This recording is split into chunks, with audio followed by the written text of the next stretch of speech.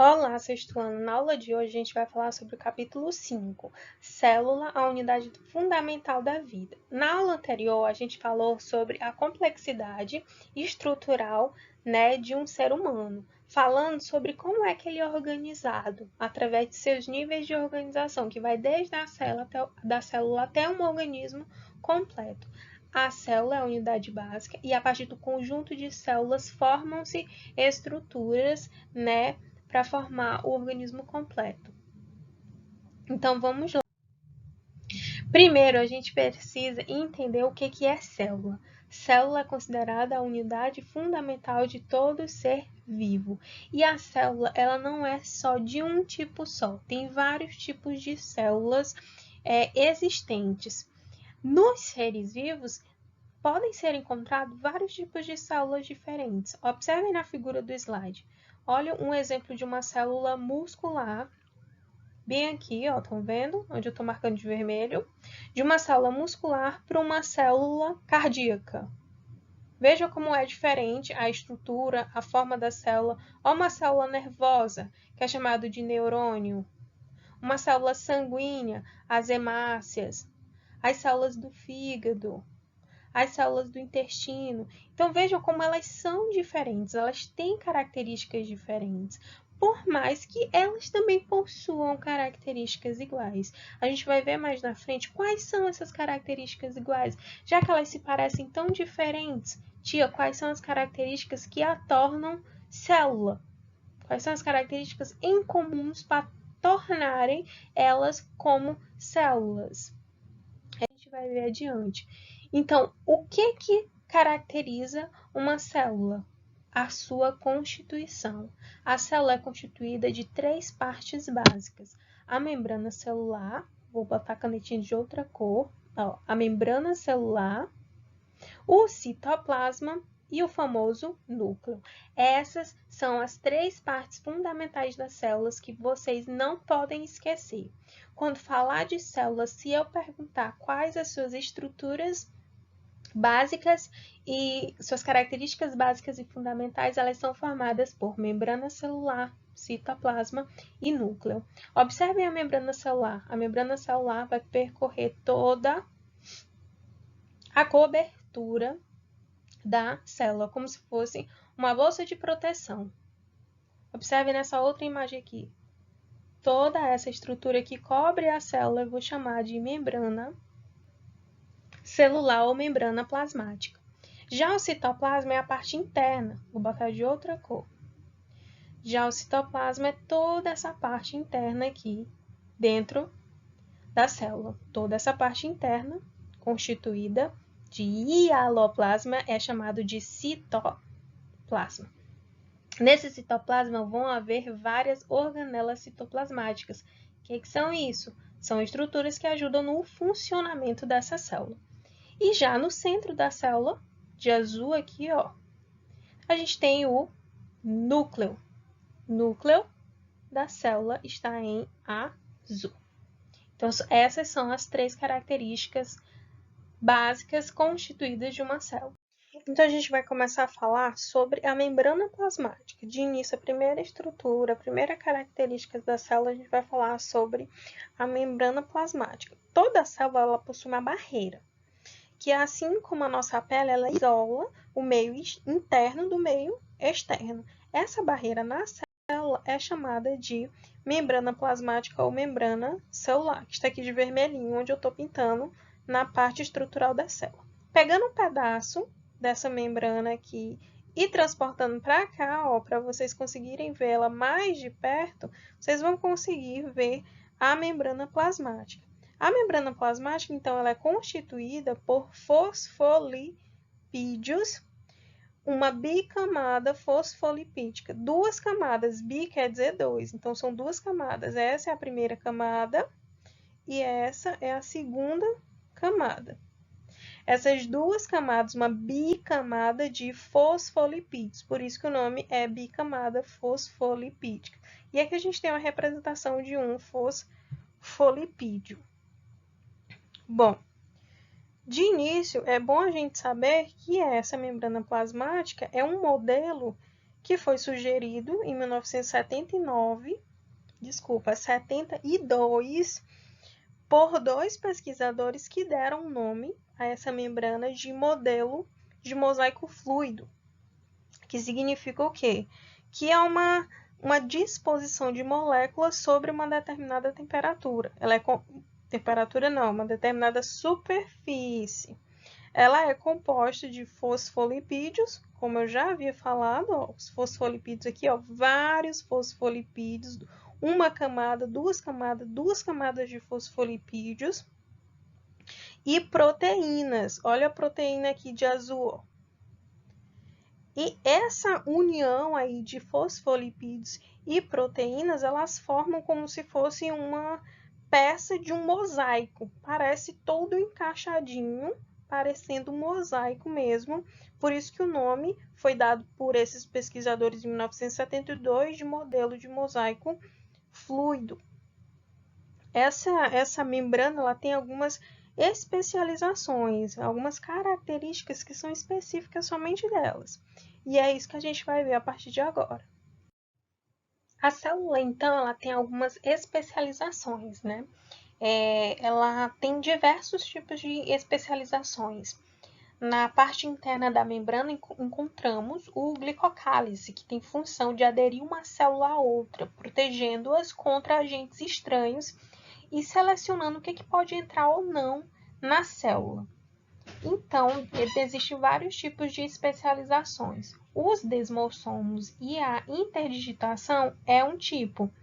Esses desmossomos e interdigitações são estruturas responsáveis pela união de células vizinhas. Os desmossomos funcionam como uma espécie de adesivo às células vizinhas, enquanto que as interdigitações atuam como uma espécie de presilha, que adere à célula em questão à sua célula vizinha. Outro tipo de especialização são as microvilosidades, que são expressões da membrana que ocorrem de dentro para fora, para ampliar a área de absorção. O que acontece? Esse tipo de especialização na membrana ela permite que as células, como a do intestino, que tem o papel de absorver nutrientes, utilizem sua função já de forma mais abrangente, porque aumentam a superfície de contato entre a célula e o nutriente a ser absorvido. É importante a gente também colocar em destaque que essas membranas elas se apresentam de forma um pouco diferente de organismo para organismo. Nas células vegetais, em algumas bactérias, fungos e protozoários, além da membrana plasmática, a gente encontramos outro revestimento que é bastante resistente, que é dominado de parede celular. E essa parede celular, que a gente pode observar bem aqui, ó, essa parte aqui esverdeada,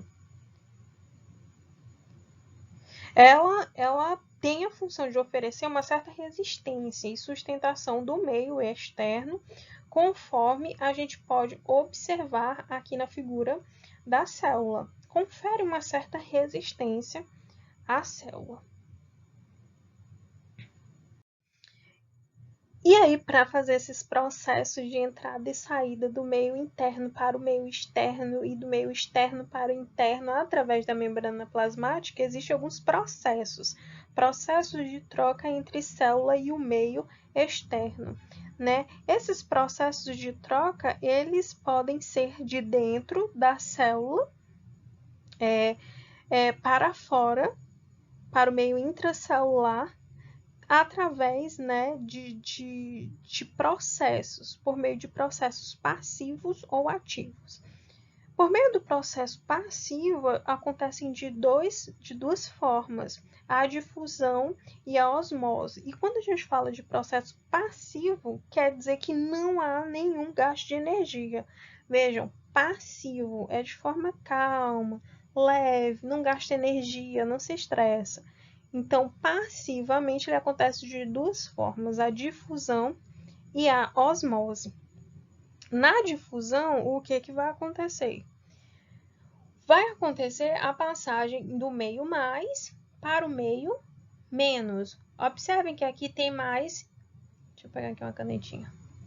Tem mais moléculas do que esse lado aqui, não é? Se tem mais moléculas, então precisa se equilibrar essa quantidade de moléculas do meio externo para o meio interno ou do meio interno para o meio externo. Então, vai acontecer esse processo fazendo o quê? A passagem dessas moléculas através da membrana de um lado para o outro para que a quantidade fique exatamente igual aqui e aqui. Tia, mas tem dois processos aí. Tem a difusão simples, ou chamada só apenas de difusão, e tem a difusão facilitada. O nome está em inglês, mas é isso que significa. Difusão facilitada. Quando a gente faz a difusão simples, vejam que não tem nenhuma proteína aqui ajudando, ó. Passa da membrana através da membrana de um lado para o outro sem a ajuda de nenhuma proteína. Vejam que aqui há a presença de uma proteína que facilita esse processo de passagem da molécula de um lado para o outro.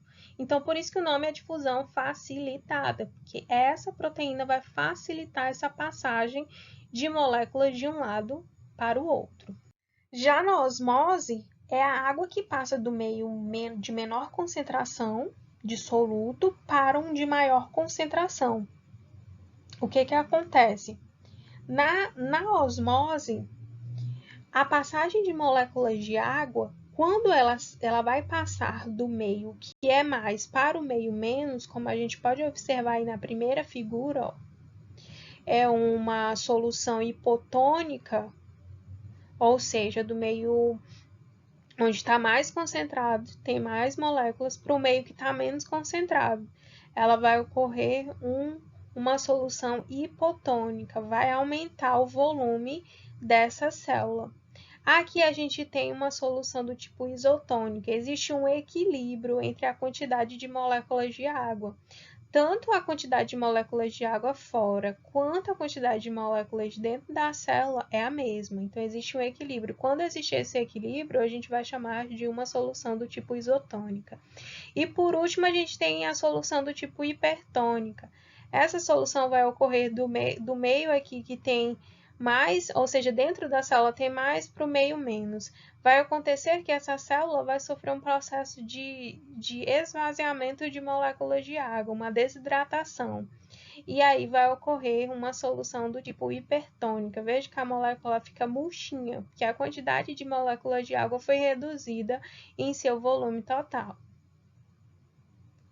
Aí a gente já vai entrar em outro tipo de transporte, que é o transporte ativo. Diferente do transporte passivo visto até agora, em que não há o gasto de energia, nesse tipo de transporte, o transporte ativo, já vai ocorrer o gasto de energia, né? E aí a gente tem o primeiro exemplo sendo a bomba de sódio e potássio, que é relacionado a dois importantes íons, o íon de sódio, o Na.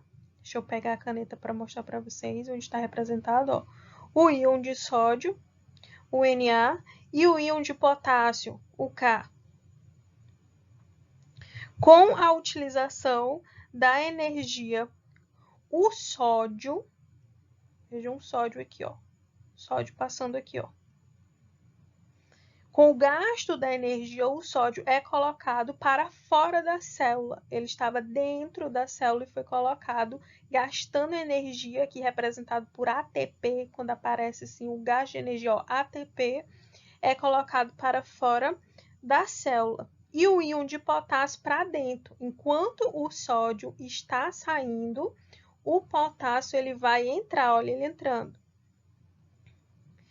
Esse tipo de passagem ocorre contra o gradiente de concentração. O que significa isso? Que os íons eles se deslocam de onde estão menos concentrados para os locais onde tem uma maior concentração. Para que isso ocorra, é importante a presença das proteínas na molécula da membrana, dessa molécula na membrana plasmática. Ó, veja que ele acontece através de uma proteína. Esse processo ele é muito importante, principalmente para alguns tipos especiais de células, como as células nervosas, os neurônios, pois graças à bomba de sódio e potássio existe carga elétrica na membrana plasmática, o que permite a propagação de impulsos elétricos necessários ao funcionamento do sistema nervoso. Dependendo do tipo de carga positiva ou negativa desses íons aí, se classificam os cátions, aquelas que têm carga positivas, e os ânions, aquelas que têm carga elétrica negativa. Aí cabe, por último, e não menos importante, os tipos de transportes em que ocorre o transporte de grandes moléculas e não de moléculas pequenas, como uma molécula de água, uma molécula de potássio, uma molécula de sódio, que é muito pequena. Existe também a passagem de algumas moléculas grandes através dessa membrana plasmática. A entrada e a saída dessas moléculas grandes através da membrana plasmática para o interior, para o exterior dessa célula, né? No entanto, há algumas partículas que elas são maiores e, portanto, não conseguem atravessar diretamente a membrana plasmática. Assim, para entrar na célula ou sair dela, é preciso que tal partícula seja envolvida por uma certa vesícula, né? E aí, existem alguns processos. Tem o processo de endocitose, que eu vou marcar aqui para vocês no slide, ó. A endocitose, estão vendo marcadinho? A endocitose é quando a entrada de substâncias pode ser realizada de duas formas, que é a pinocitose e a fagocitose. A pinocitose ocorre quando a célula adquire meio extracelular líquidos e algumas partículas, como proteínas, dissolvidas na água. Olha só como ocorre. Já a fagocitose é a ingestão de partículas sólidas, como o englobamento de micro-organismos. Eu costumo falar que a fagocitose é como se ela fosse comer as partículas, é como se ela abrisse uma boca para comer as partículas. A pinocitose ela já é de forma mais, como é que eu posso dizer, mais natural, não ocorre essa abertura, esse englobamento da substância. E aí, claro, a gente tem a exocitose. A exocitose ocorre o inverso dos casos anteriores. Nos casos anteriores, estão passando moléculas grandes de fora para dentro da célula. É a entrada de substâncias para dentro da célula. Já a exocitose não. A exocitose é a passagem de dentro para fora, como se fosse jogar para fora. É o inverso dos processos que ocorrem na endocitose. Formam-se, através da exocitose, uma vesícula dentro da célula, que levará as partículas residuais para o meio extracelular, ou seja, vai jogar para fora tudo de dentro da célula, que a célula não quer mais, ele vai jogar para fora. É a saída da célula. Essa vesícula formada dentro da célula vai se deslocando até se infundir a membrana e lançar o seu conteúdo para o meio extracelular. Observe aí o processo de endocitose. Ó, aqui a gente tem o processo de endocitose. A membrana, ela vai, englobando a molécula grande e colocando para dentro da célula. Ela vai englobando toda a molécula grande e coloca para dentro da célula.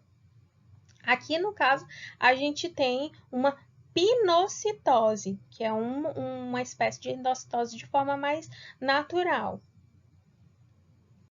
Aqui a gente já pode perceber a diferença existente entre o processo de endocitose, pinocitose e fagocitose. Aqui a gente tem um exemplo da fagocitose. E aqui a gente tem um processo de exocitose, desculpa. Exo quer dizer para fora. Então, o que acontece? A gente tem a presença de uma vesícula, essa vesícula aqui, que ela vai tirar tudo de dentro da célula que a célula não quer mais e vai jogar para fora. Então, é exocitose. E aqui a gente tem um exemplo da fagocitose, em que a célula cria membranas como se fosse uma boca, ó, engloba a molécula do exterior e coloca para dentro. O lisossomo é uma molécula que faz o processo, uma organela, desculpa, que faz o processo de ingestão da molécula grande que vai ser inserida através da fagocitose.